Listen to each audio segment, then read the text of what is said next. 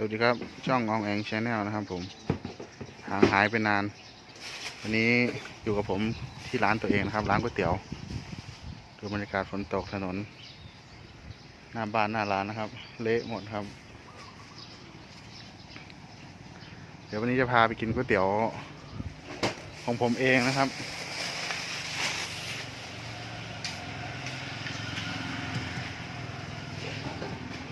นี่ครับ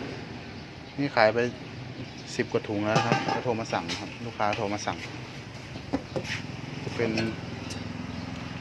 ก๋วยเตี๋ยวหมูนะครับวันนี้เป็นหมูเนื้อไม่มีนะครับวันนี้นะครับมาทำกันนะครับผม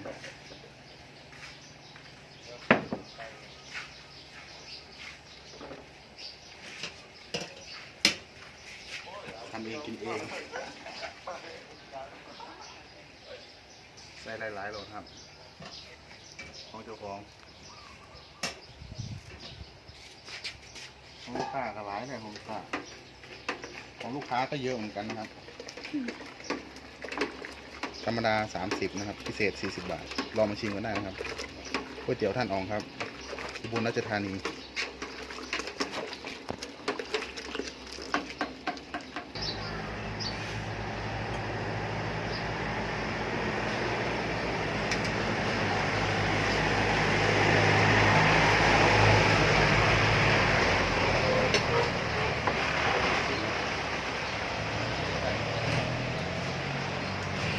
ลูกชิ้นนะครับหมูลูกชิ้นนี่พิเศษนะครับมันก็จะประมาณนี้นะครับกระเทียมเจียวนี่เจียวเองนะครับหอมตัวไทยนะครับสนี่นะครับกินเป็นน้ำโต๊กนะครับ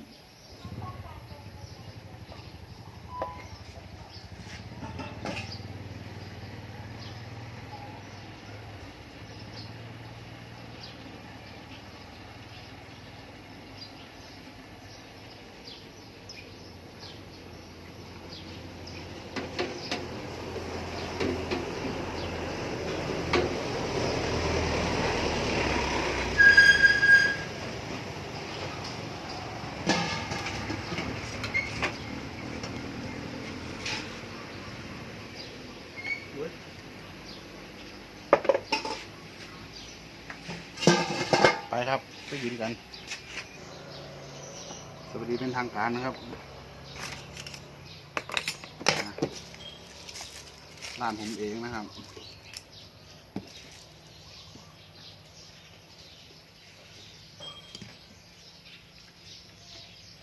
ชิมน้ำ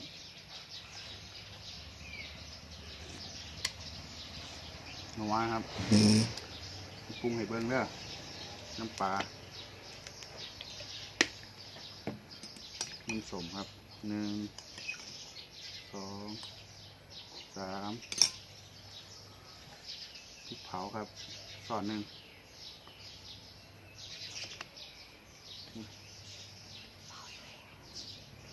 พริกครับ1 2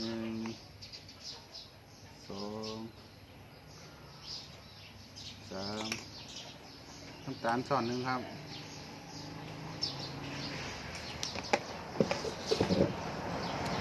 มาแซ่บๆเหมือนกันครับโอ้เสียงรสเลย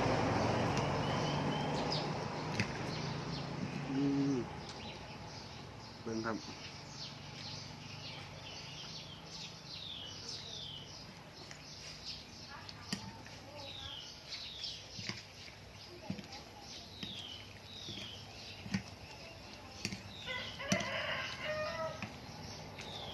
นี่เป็นเส้นเล็กน้ำตกนะครับปกติมีผักดิบแต่ว่าผักดิบมันเบิดโหระพาเบิดนะครับ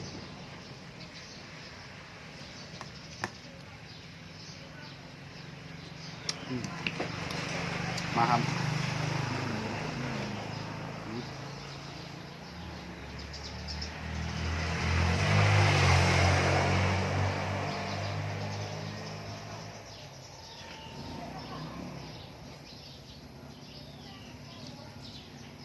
นี่ครับ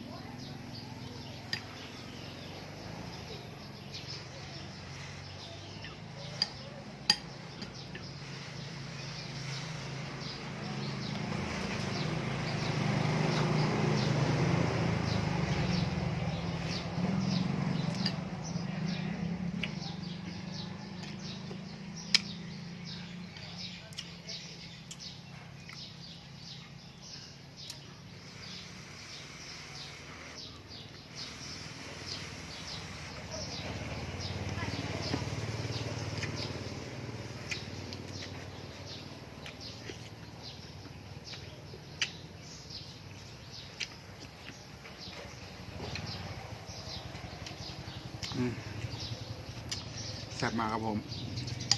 ซีนครับ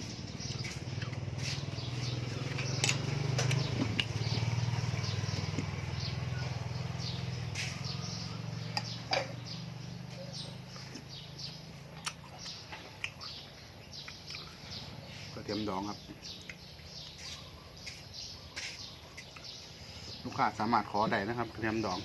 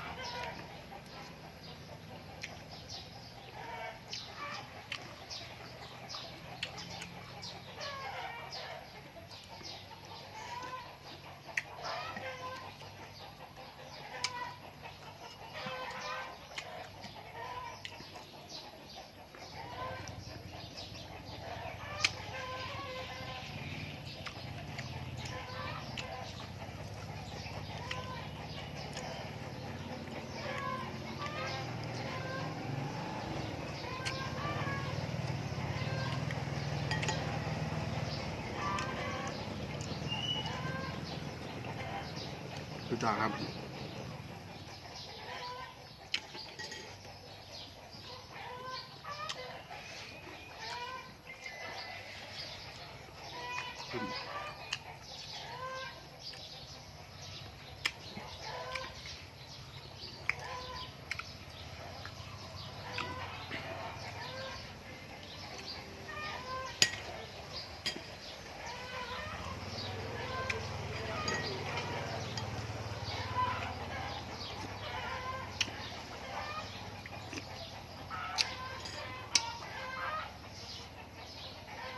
โอเคครับ